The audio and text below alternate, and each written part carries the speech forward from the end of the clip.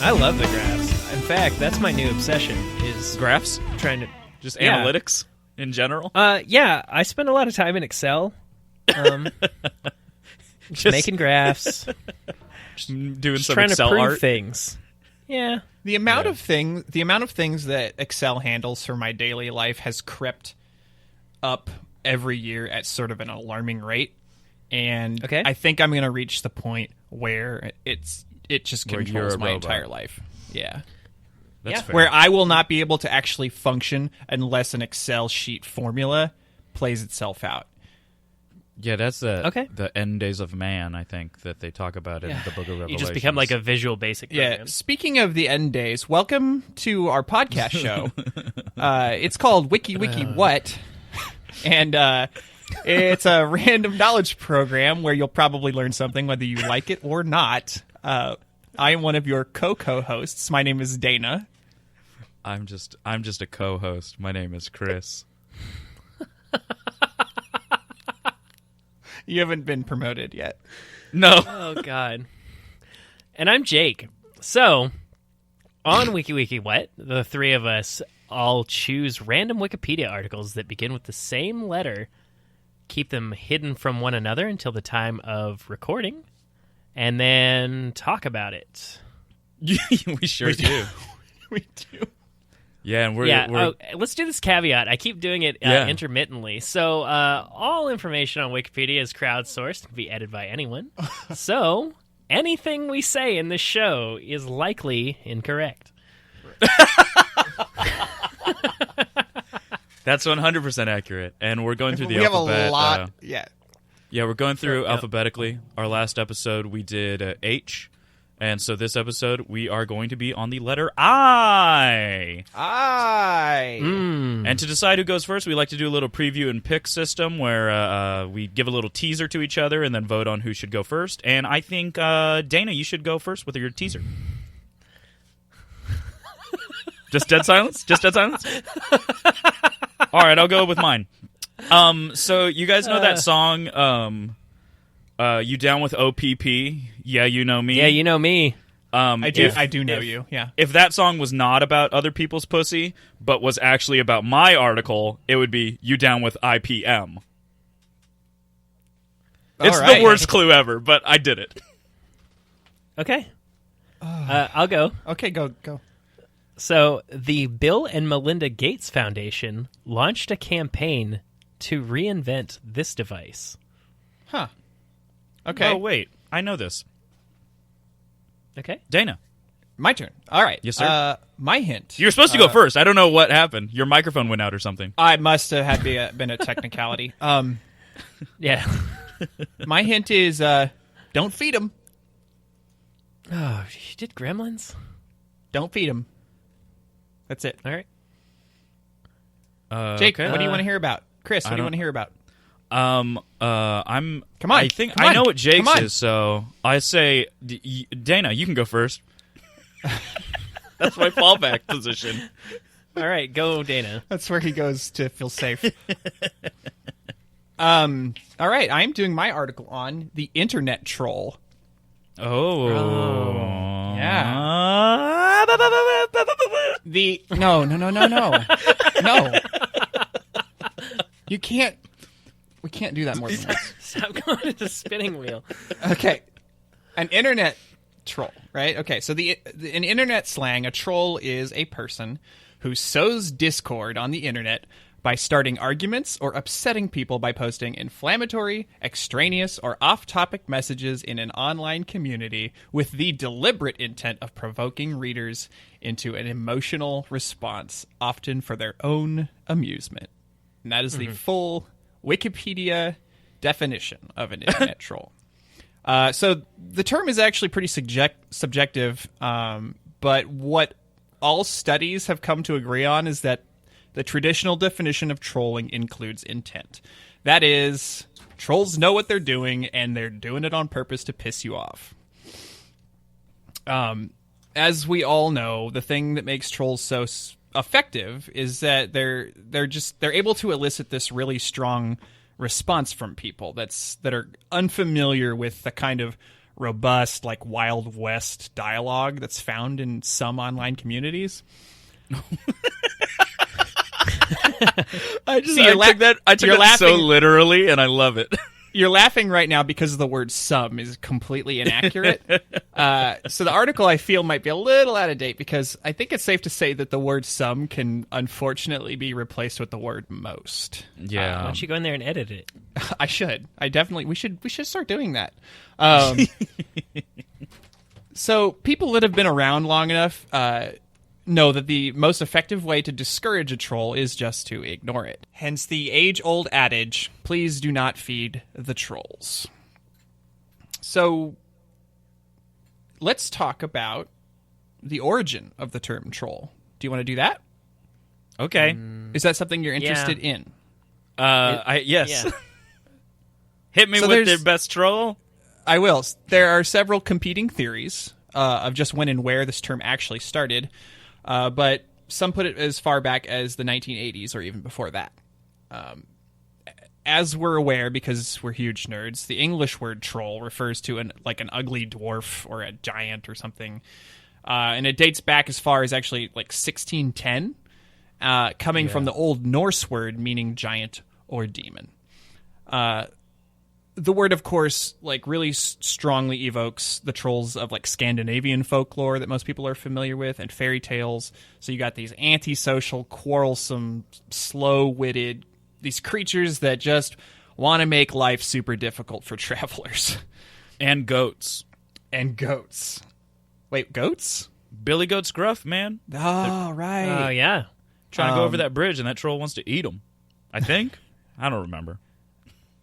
Yeah, the goats got progressively larger until the troll couldn't deal with it. That's what it was. His internal bleeding stopped him. Yeah, the goats got so massive they crushed the bridge and destroyed like the it. troll. Yeah. So, additionally, the word trolling could describe the fishing technique of slowly dragging a baited lure from behind a moving boat. Oh. Yeah. In fact, that I've never made that definition- connection before. Me either. Right. So that definition, actually, in that context, it predates the internet and was actually used in the military in 1972. Trolling for MiGs, which were Russian fighter planes, was used a lot by the U.S. Navy during the Vietnam War. Mm-hmm. So at that time, it referred to basically the use of decoys with the mission of drawing fire away from a primary target. Yeah. Its most contemporary definition is in the Oxford English Dictionary in 1992. It puts the term at the very heart of what was called the Usenet scene in the early 90s. You guys might be familiar with Usenet, if not. Yeah, it was like internet so- you had to pay for to be like friends with. No. What? Usenet was No. before my time. Goodness. I thought Usenet was like file sharing. No. Oh, am I a crazy person? You might Yeah. be. So Usenet was the predecessor to internet forums, where users would go and post articles in like threaded discussion communities that were called news groups. You're probably familiar with news groups. Oh, At that's the probably no. That is exactly what I was thinking. It was. It's just that I have, to not incriminate myself, a friend who was in some news groups, so he could illegally download everything in the world. Right. Yeah. I think it was called hashtag alt illegal downloads. Right. Yeah, that's the one. Right. I don't think there were hashtags at that point. Yeah, At this that point, started there it. Don't were, worry about actually. Yeah, there were. So actually, in the community alt folklore urban or alt.folklore.urban, the phrase trolling for newbies was actually considered a kind of a benign joke between the veteran users. They would actually post questions or topics that had been so overdone that only new users would respond to them earnestly. So it was kind of a cute joke. It was like this type of trolling was really only served as a practice to kind of identify the insiders of the group and was viewed with a mostly positive connotation. Okay. Got a fun fact for you. Fun fact. Fun fact. I wish I had a little sound, like a little bell or something. Add it. I guess. Do you want a reggaeton horn? Beep, beep, beep, beep. I'll do it. That actually was perfect. One of the most famous alt folklore urban trollers, David Michelson, went on to create the urban folklore website, Snopes.com. Oh. Oh. I know that. Everybody knows Snopes. Well, not everybody. Not everybody. Unfortunately, not everybody. I wish more people Exactly. did. I was going to say, the people you have to point it out to are the people who are generally the person you have the issue with. Yeah. So I thought that was pretty interesting. That's cool. That guy's obviously super apolitical, completely straight-laced, like no thoughts one way or the other, just proving people wrong. So how about trolling in other languages and cultures? Does that sound good to you guys too?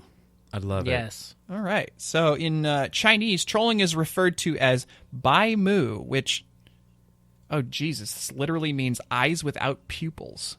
Oh, I thought it was just a auditory thing, and it was like, why buy the cow when you get the milk for free? Like, why No, buy the moo? No, apparently I was asleep when I wrote my notes for this section because I do not remember this. Okay, let's ignore how terrifying that sounds for a second. Yeah. The meaning behind this term is that whilst the pupil of the eye is used for vision, the white section of the eye can't see. And trolling involves blindly talking nonsense over the internet, having total disregard to sensitivities, or oblivious to the situation at hand, akin to having eyes without pupils. I feel like that stems from some older. Oh, I'm sure of it. Yeah, You know. Like cataracts when your pupils go white. No, Chris. Yeah. Not like cataracts. Oh. We're talking about trolling. Yeah. I'm saying that's where this saying comes from.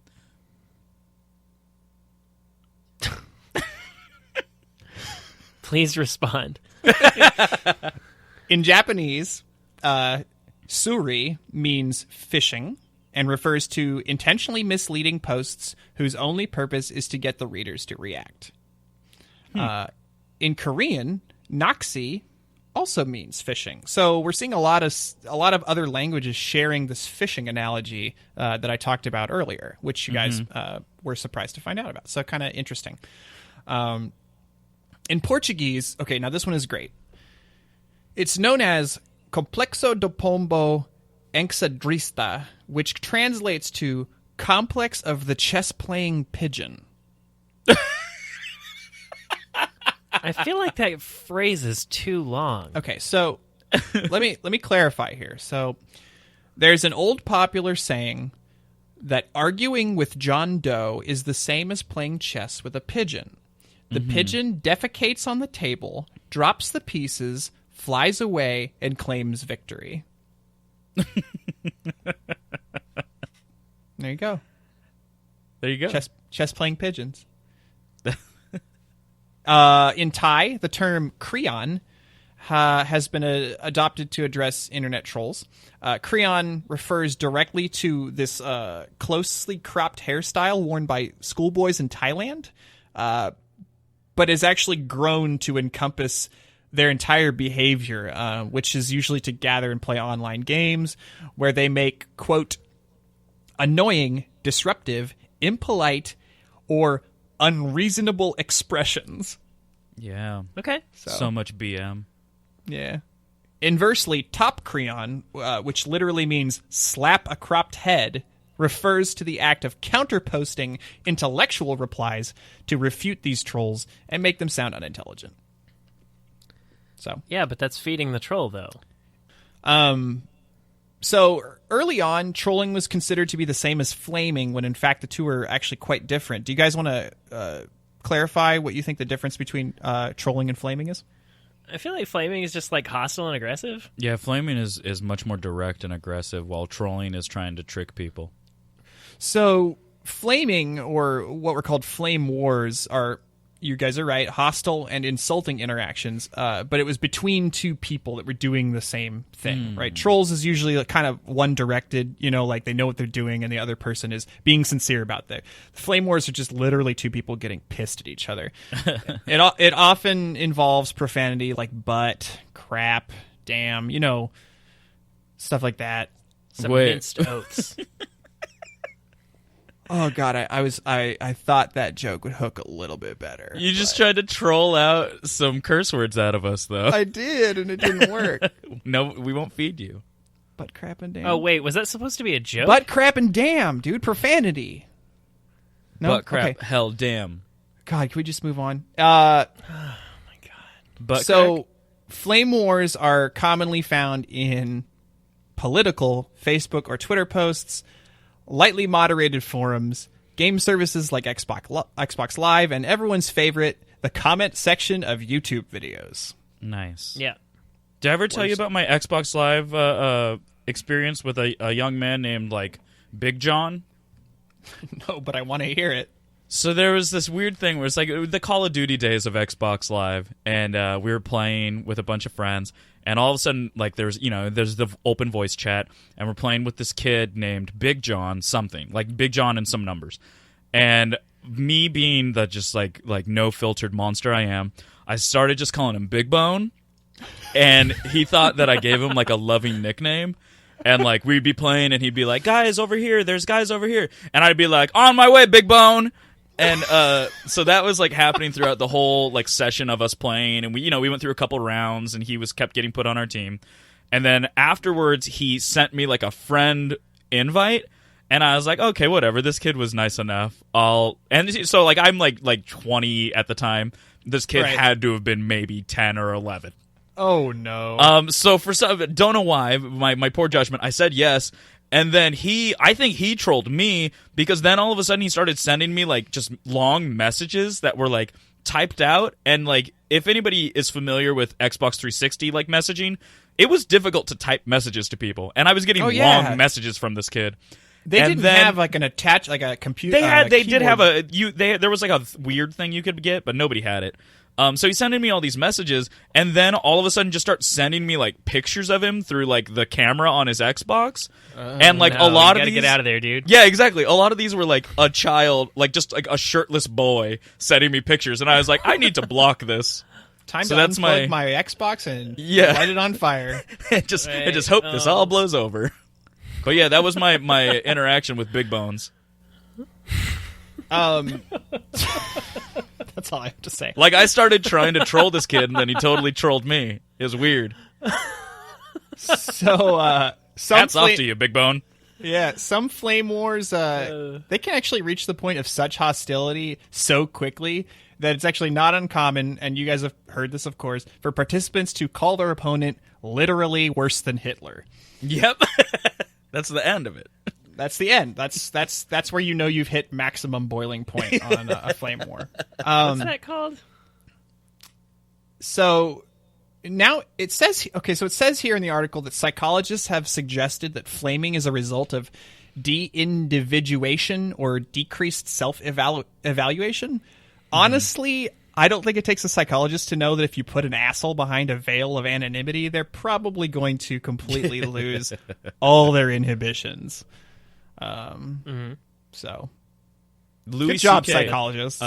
Louis C.K. does a really good bit on cyberbullying, where he talks about, he's like, yeah, kids, they used to have to interact with each other face to face, and you'd say something horrible to somebody, you'd see how that hurt them on their face, and then you could, in your brain, you're like, oh, that doesn't feel good making them feel that way, I won't do that anymore. But now you do it over the internet, you don't see the reaction, and then you still feel that adrenaline rush from what you said, and so it just fuels people to still be horrible monsters. Just continue. And I on, agree right? with it. Yeah. So I've got some kind of alarming uses of trolling in sort of the geopolitical landscape, if you guys are into that. Yeah. hit me So with it. a study by Harvard in 2016, so this year, reported that the Chinese government's 50 Cent Party created 400... Wait. 50 Cent Party? Let me finish this fact, and then I will describe to you what I'm talking about. Okay. The 50 Cent Party creates 440 million pro-government social media posts per year. Yikes. All right, so the 50 Cent Party, or they're also known They're as called G-Unit. the 50 Cent Army, is kind of the colloquial term for trolls that have been hired by Chinese propaganda authorities. And basically their whole thing is to attempt to manipulate the public opinion to benefit the Chinese Communist Party. The name So is actually... 100% not affiliated with 50 Cent the rapper. No. Actually, Okay. the name is... The name they say is actually derived from the allegation that the trolls were said to be paid 50 cents per post. Oh, okay. Yeah. Hence the frequency. Right. So that's kind of alarming. Another study this year conducted by NATO actually noted that the Russian military was effective in using fake identities and accounts to spread narratives through social media, blogs, and like web commentaries in order to manipulate and harass opponents. And this was all during their intervention to annex Crimea. Okay. So this article goes into something that I never really gave thought to, which are Wikipedia trolls. Of course. These trolls use a type of messaging that doesn't add any emotional value to what are called reliable, essentially true information, but it kind of presents it in this wrong context, intending the audience to draw false conclusions about it. So basically, to break it down a little more, Wikipedia trolls are tricky because in terms of the actual text, the information is totally true, but the way that it's expressed gives it a completely different meaning to the reader. No emotional input, just misinformation. And they're actually considered the most dangerous and most effective trolling message designs. What? So- Do you have an example? I don't have any examples, but Because there's that reminds they're just me of so numerous and they're What's so the- ephemeral.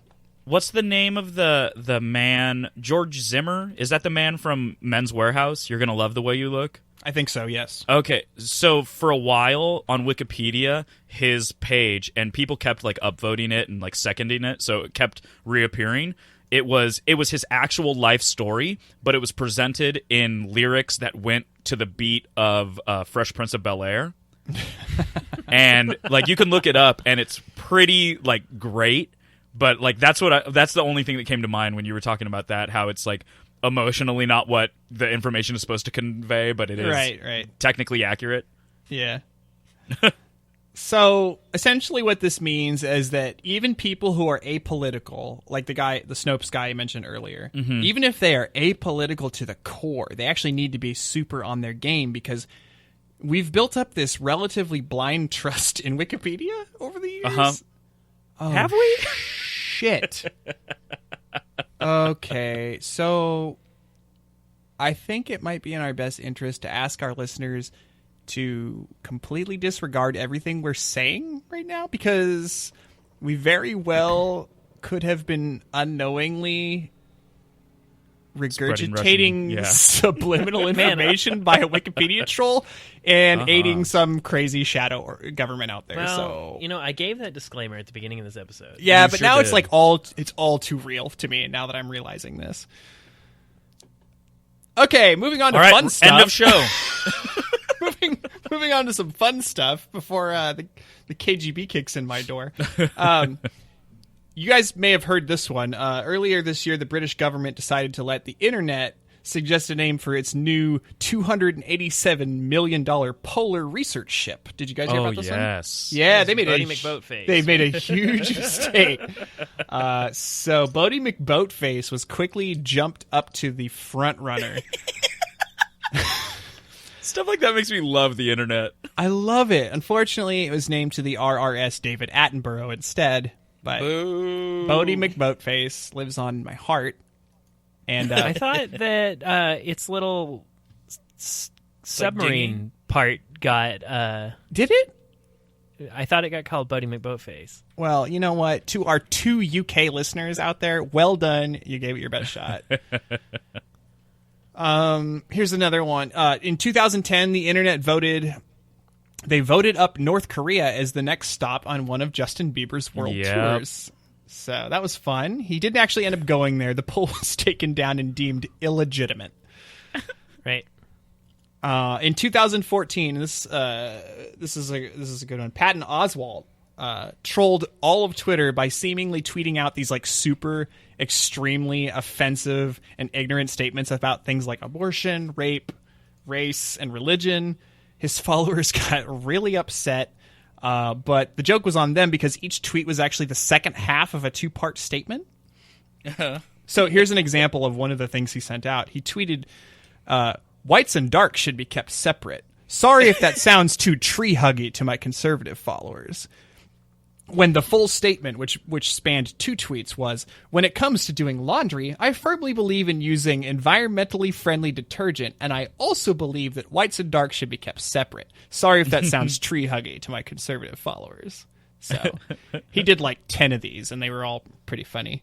There's also a series of iPhone-related troll marketing images where they were like, hey, updating your version of iOS makes it waterproof. Throw it in a glass of water. Yeah. And to use this new app, update to iOS 8 and charge your phone by placing it in the microwave for a minute and a half. So those were pretty fun. Yeah. So, I mean, we've learned that trolling could, be either scary or great. So to end on it, I wanted to share something that was actually kind of serious. I went over some kind of serious topics in the beginning about the geopolitical stuff. It's a little bit disturbing. I had actually debated on whether or not I should have included it in here, but I've got a soundbite loaded up here if you guys are cool with me playing it. Okay.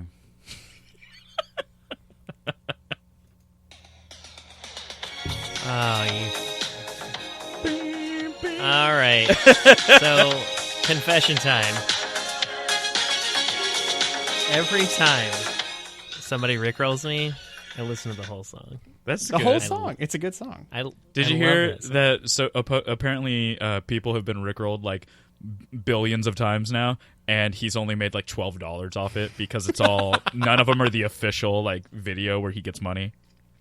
Yeah, poor bummer. Rick Astley, but he did get to perform in the Macy's Day Parade. Yeah, did he sing that song? Mm-hmm.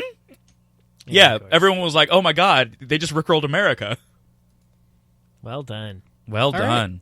Right. I'm all Internet done, guys. Trolls. I hope you liked it. I did. I loved it. All right. So Dana, you get to choose now. Who's next? Oh, okay. You down with IPM? Yeah, you know me. He was ready. He headed into the chamber there. Right. And then Yeah. Mine was the Bill and Melinda Gates Foundation. All right, Chris. I got to know what's going on with this hint that you think is so good, but is actually it's really not bad. great. I just for some reason that song popped into my head, and then I was like, Okay. "Yeah, I'll do it about this." So mine is about Indian peace medals. Okay. So what they are circular or oval silver medallions that were given to representatives of Native American tribes by representatives of the United States government. They came in 3 different varieties, and what do you guys think those varieties might be? Gold, silver, and bronze. Jiggy boy? Small, medium, large. Jiggy boy, you hit the nail on the head because that's what they were. Small, Circle, medium, square, and triangle. large.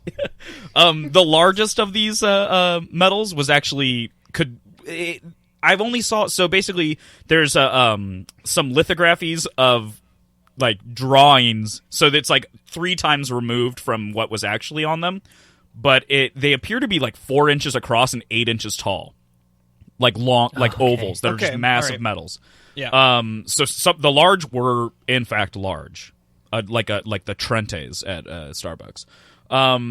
So what these medallions actually were was it was a practice that was carried over from the European conquest of America and what they would do in the colonies. And what they would do is essentially when they were interacting with the native tribes in the area and trying to like impart some information to them or tell them kind of what the situation was going to be from now on, i.e. we own this land now, they would start these conversations by giving them these medals in a ceremony. The medals, I'm going to just focus on the United States ones. So on the face of the standard medals was generally a portrait of the current U.S. president.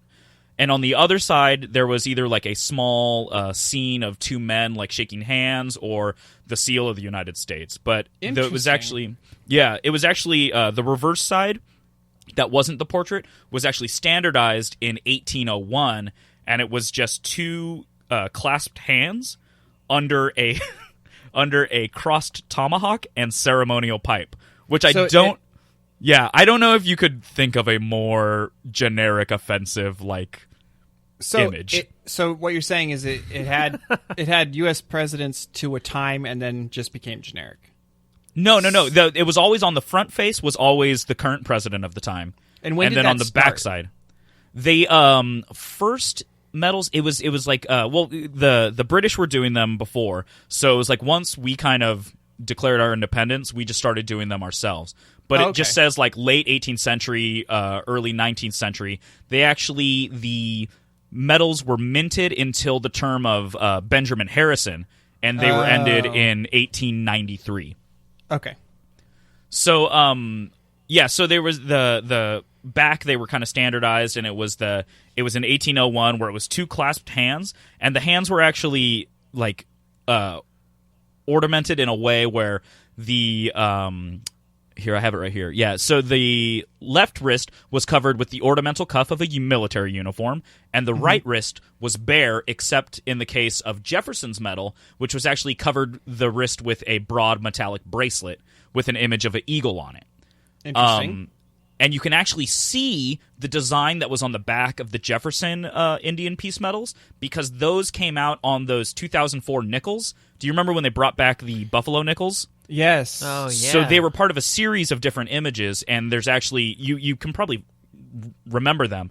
But yeah, there was the two clasped hands and the crossed tomahawk and peace pipe, and those were the back of the Jefferson nickel or Jefferson medals. Yeah. So those were a throwback to the peace medals, to these Indian peace medals or war medals, maybe. I guess.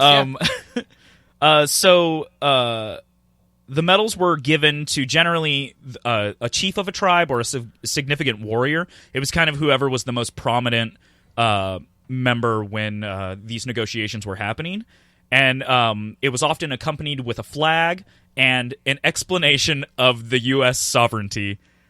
So this was not in the article, but I just wrote what I think this conversation might have been like.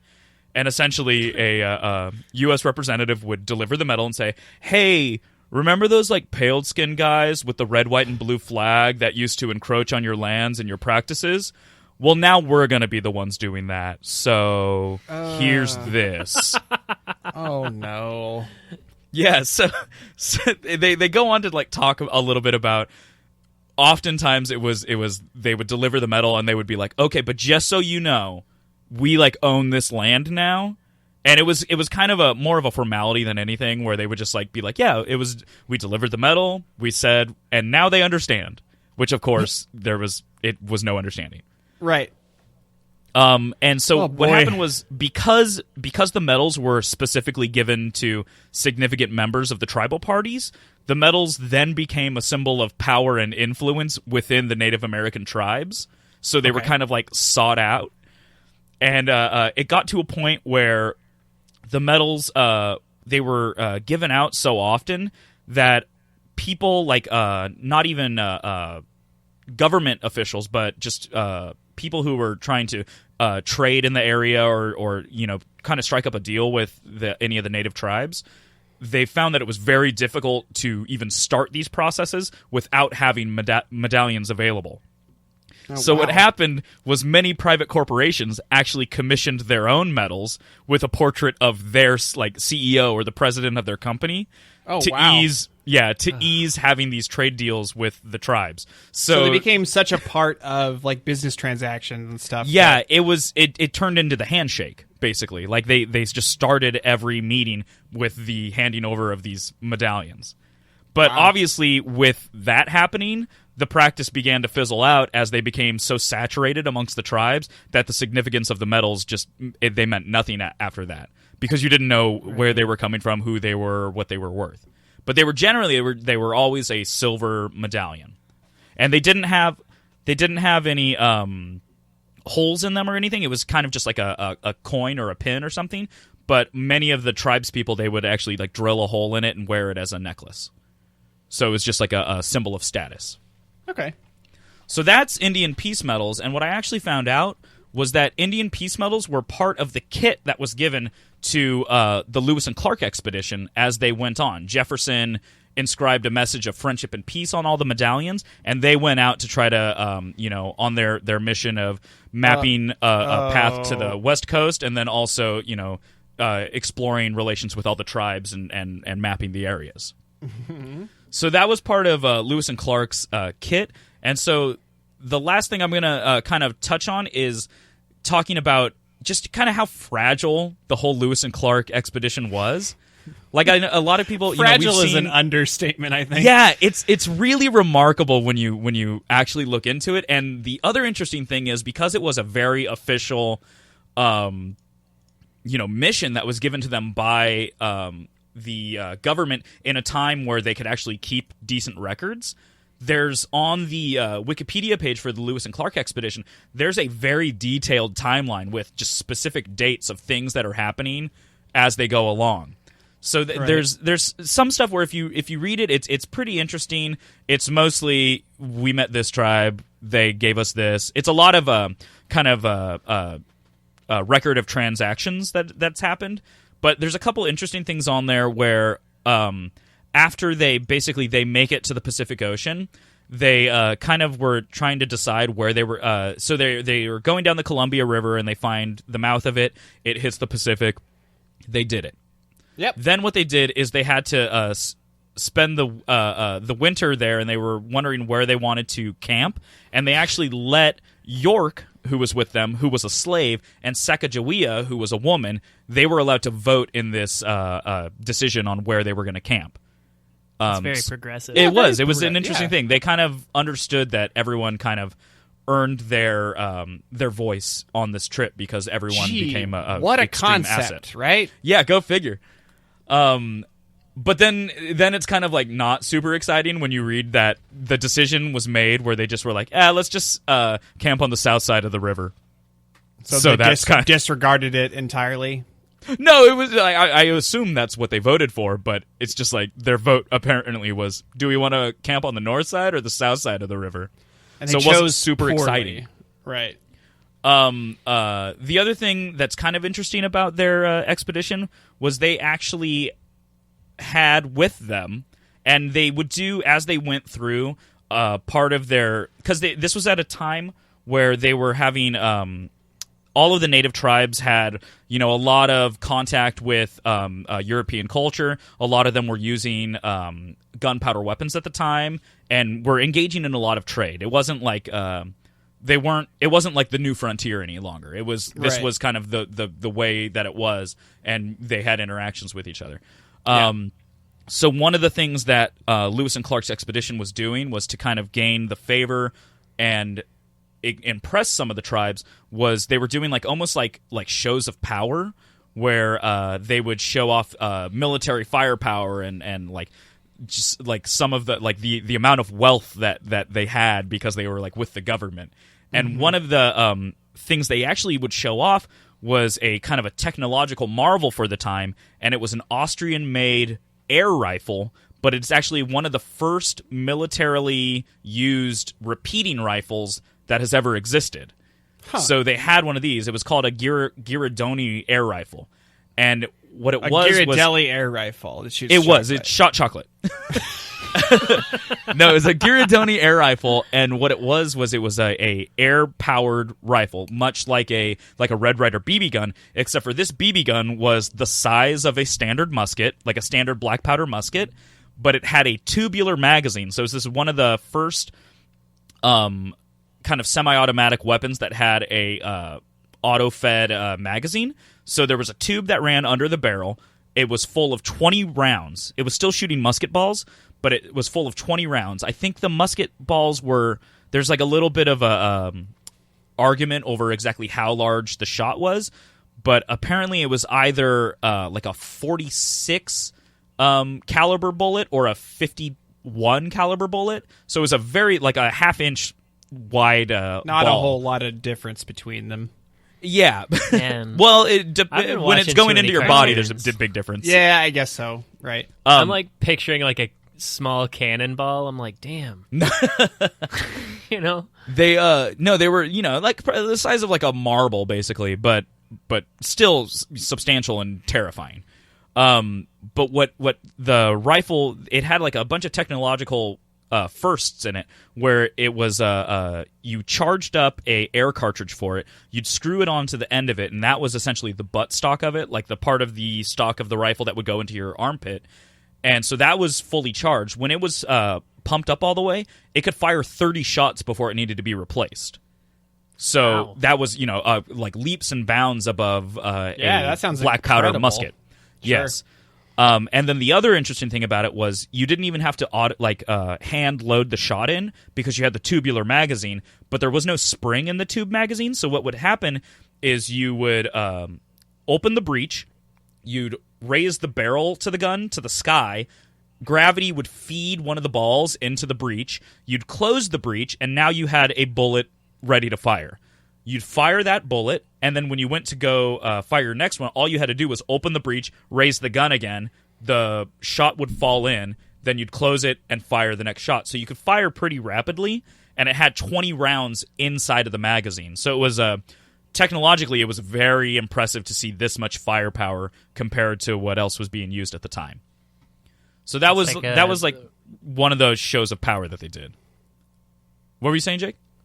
It's like the invention of the first machine gun. Like, people must have been like, holy shit. Yeah, just like a terrifying thing to see. You've seen single shots, and you've seen also this rifle, because you think of an air rifle, generally I think of BB guns when I think of an air rifle. Right, This was exactly. actually strong enough to kill deer. So like they could hunt with it, they could defend themselves with it, and when they showed it to these Indian tribes, the tribes had seen black powder weapons, that they've seen the amount of time it took to reload a musket, and then when these guys were able to just like pop off rounds like it was nobody's business, it was impressive to them. So that was kind of one thing that was I thought was interesting, that they had this, like, it was just a marvel of technology at the time, and that was a way that they kind of could impress people.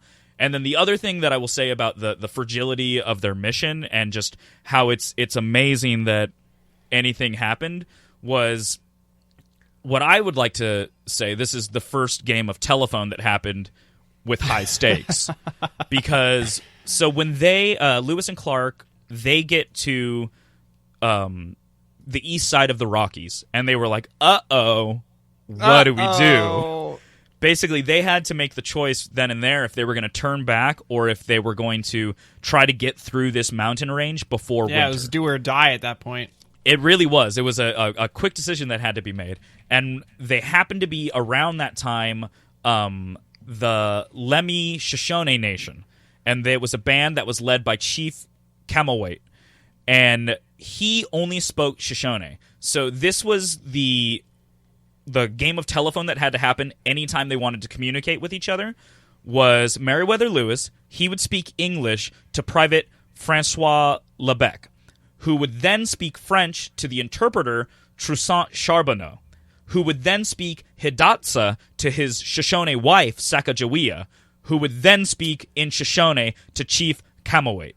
And then Camelweight would reply in Shoshone to Sacagawea, who would then reply in Hidatsa to Charbonneau, who would then reply in French to Lebec, who would then reply in English to Lewis. Okay, I don't think they get enough credit, because that actually sounds incredible. Like, it is. It's really incredible that not only, things of course are going to be lost in translation. There's lots of issues that could have happened in that track.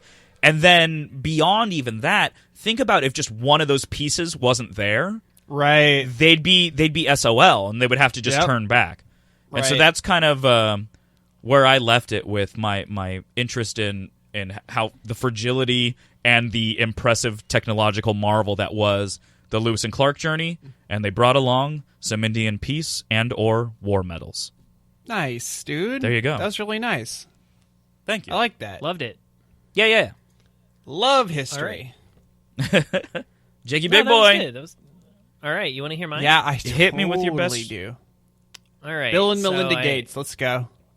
Yeah, they launched a campaign to reinvent this device. Chris, do you know what it was? I do, but it doesn't start with an I. I think it was Well- condoms. Nah. Well, they started a lot of. Oh, maybe reinvent mine's things. different, So, but I know that they did it for condoms. so they launched a campaign to reinvent the toilet. What? So Ooh. my article is the Incinerating Toilet. Do you want to know something that probably won't surprise either of you? No. Is that I've actually read a couple articles about them because of they're actually used commonly in tiny homes. Correct. What is... So No. Okay. Incinerating... I need the definition, please. So an I feel like it's right there. Is a type of dry toilet that burns human feces Of course. instead of flushing it away with water Of course. like a flush toilet Right. does, right? So dry toilets are toilets that operate without flush water and maybe on a raised pedestal on which the user can sit, or a squat pan over which the user squats in the case of a squat toilet. So dry toilets can be any of the following types of toilets.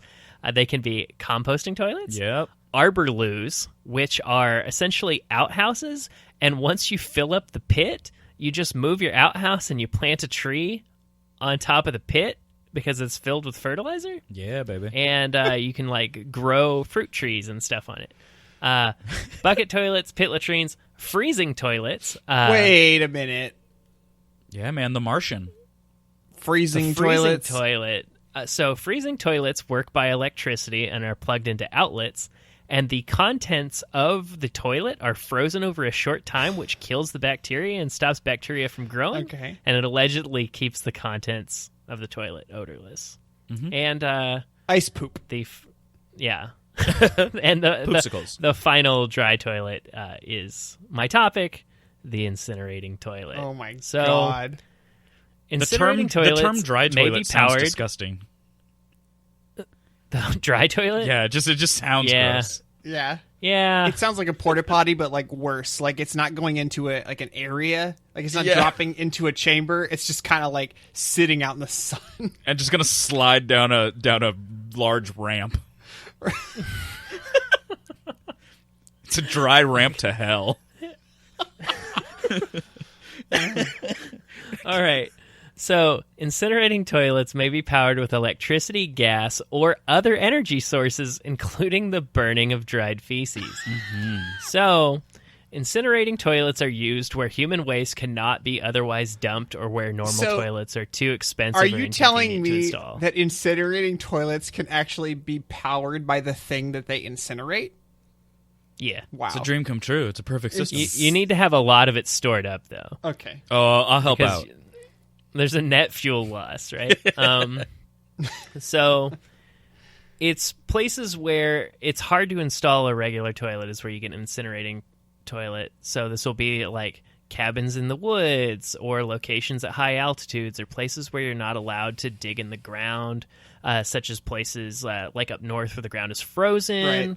And you can't dig a septic tank, or like in a national forest if you're trying to build like some outhouses or something out there and you can't dig.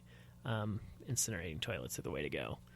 So basically what they do is they gather everything in a holding tank and then incinerate the content, reducing it to a pathogen-free ash that you will need to empty out periodically, Yeah. like another furnace. You just got to get your shovel. Wait a minute. And you have to scoop it move the ash from the incinerating toilet to another type of furnace. No. You just take it out and scatter it You got to wherever double you burn the shit ash. Is that what you're No, saying? you just wherever you generally discard the ash that you create is what is where you put the toilet Okay. ash. All right.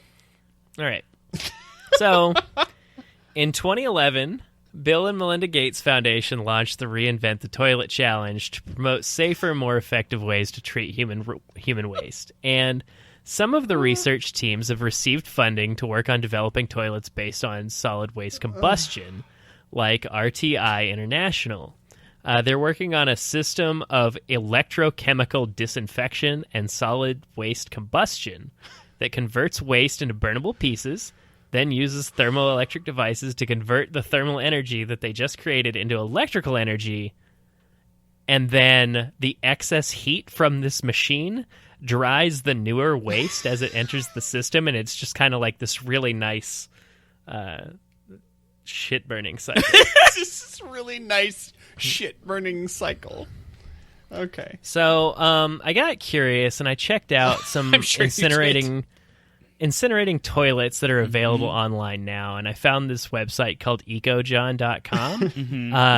It offers several waterless toilet solutions, including compost toilets, but incinerating toilets were the ones that I was looking at. Right. So I was reading about all the features and stuff of this toilet, and apparently you can burn in 2 cycles. There's a urine cycle, which will burn off in about 5 to 10 minutes, and then the waste cycle, which takes about 30 to 40 minutes. Oh, my God.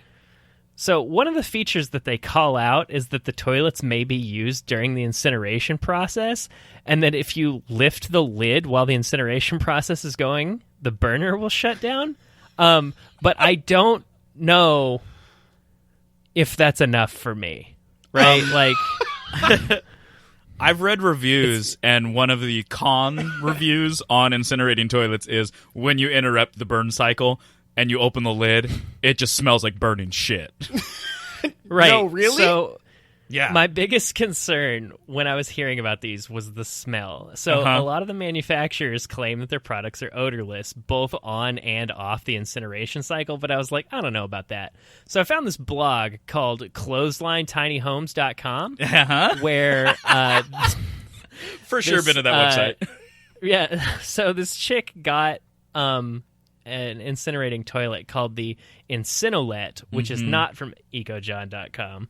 And she was going on and on about how she got a good deal on it and everything, and then later comes back and says that the model that they got was broken and they had to do like pretty significant repairs to it. My God. And she said she had a really terrible experience with her, quote, first batch of brownies and filled her house with smoke. No!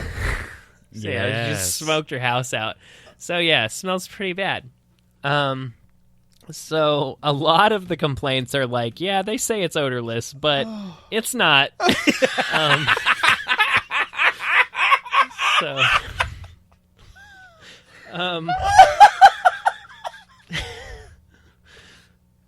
See, it's so funny because we're talking about poop. Like, yeah. So, that's we're a all lot. over 30 years old, and we're That's the talking majority about of what I've got for incinerating toilet, but I found a link to something called the pig toilet. What? Which I was like, what could that be? And believe it or not, it's an outhouse mounted over a pigsty. Oh, no. No. And it says the pigs in the sty consume the waste from the toilet No. in addition to their normal food. No. So these toilets were common in China during the Han Dynasty between 206 BC and 220 AD. So 200 years ago, or 2,000 years ago, this was a pretty big problem. However, some still exist, but their use is strongly discouraged by the Chinese government, and the pig toilets are used mostly in the northern Chinese provinces. Oh, my God.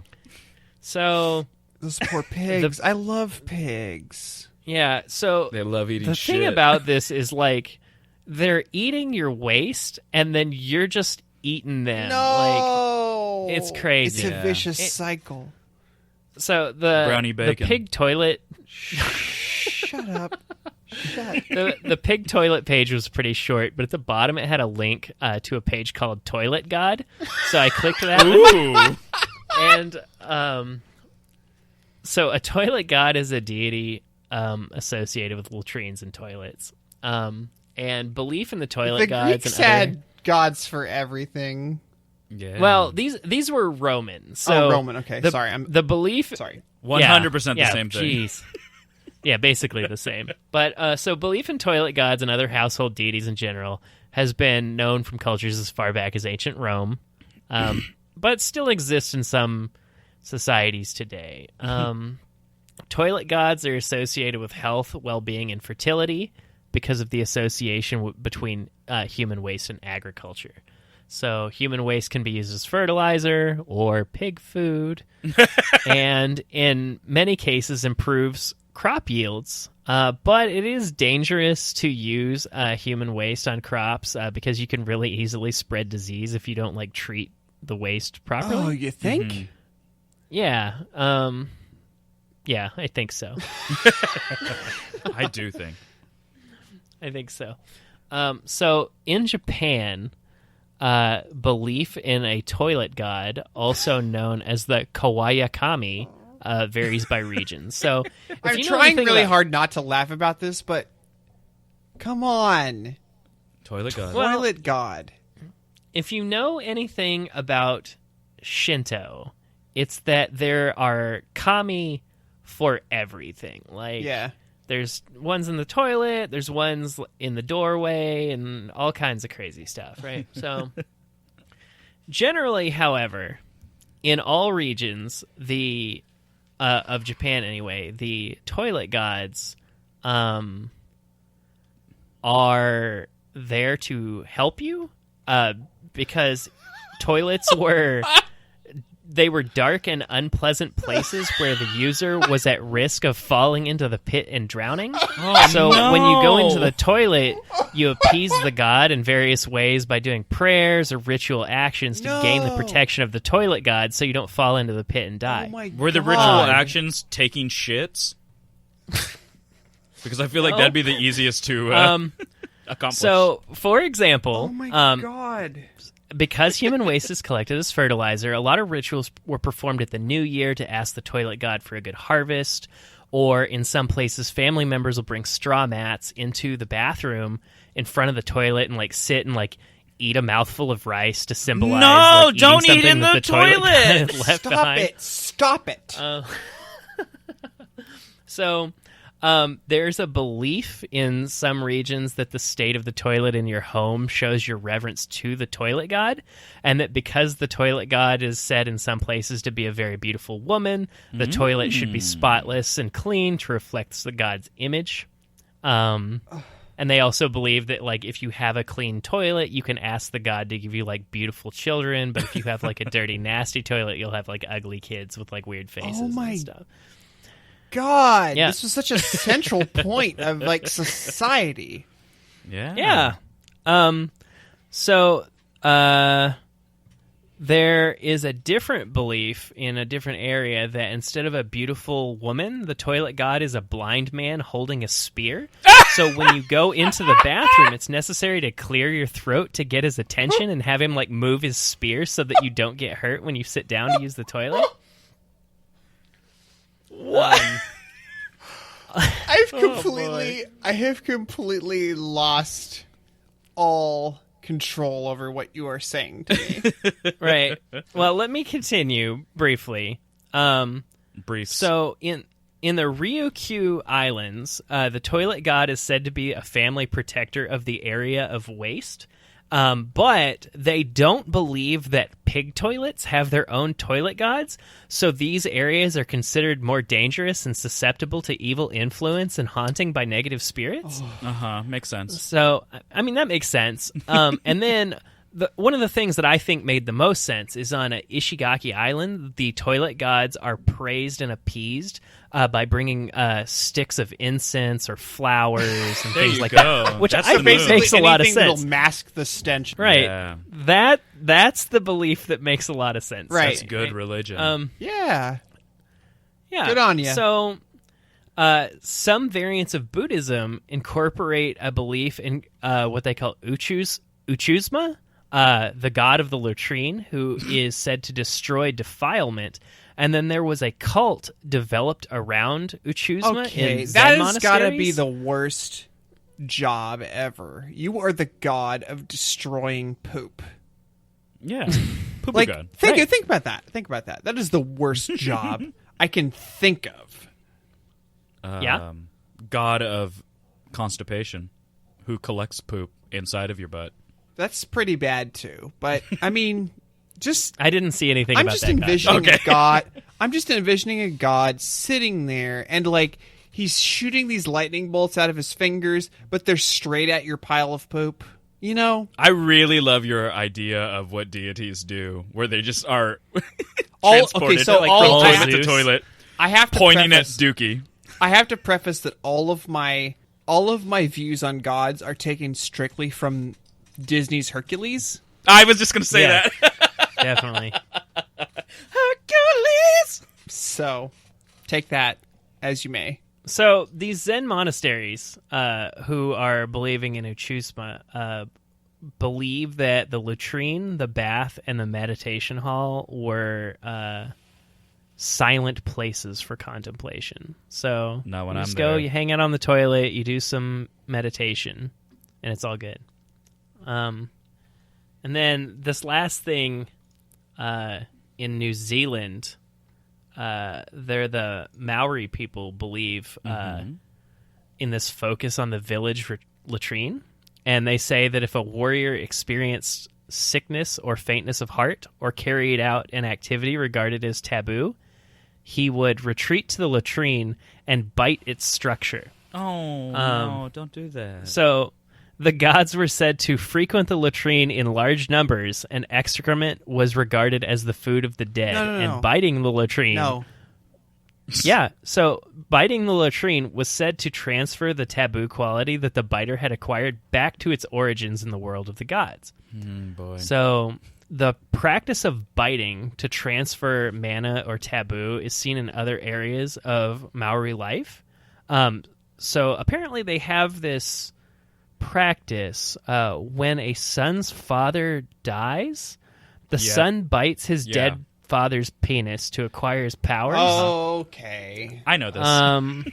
Or a student weaver will bite part of the loom to learn how to weave cloth. Okay. No, I mean, That's in a lot that makes of sense. Polynesian cultures. Right. Have that kind of weird thing. The bite the penis thing? Yeah. Yeah. I was like, that's a weird thing to do. It doesn't make any sense, but to them It's not does. something that I would do. I feel like I would. Well, time will tell. Even upon cursory, like somebody just like this situation where it's just been explained to me, I'd be like, yeah, I'm going to do that. Better safe than sorry. It's like the lottery. You can't win it unless you're in it. You got to try anything, man. Gotta play to win. You got to try is what you're saying. anything. All right, that's basically everything I have. I That's hope you guys Incinerating enjoyed Toilets. I really, That's I really enjoyed it. I really enjoyed how 78% of your topic was on gods of poop. yeah. But you know, that's the way it is. I mean, Wikipedia. You know. Yep. All right. Okay. Cool. I mean, There it I- is. I learned a lot tonight. I hope you guys did too.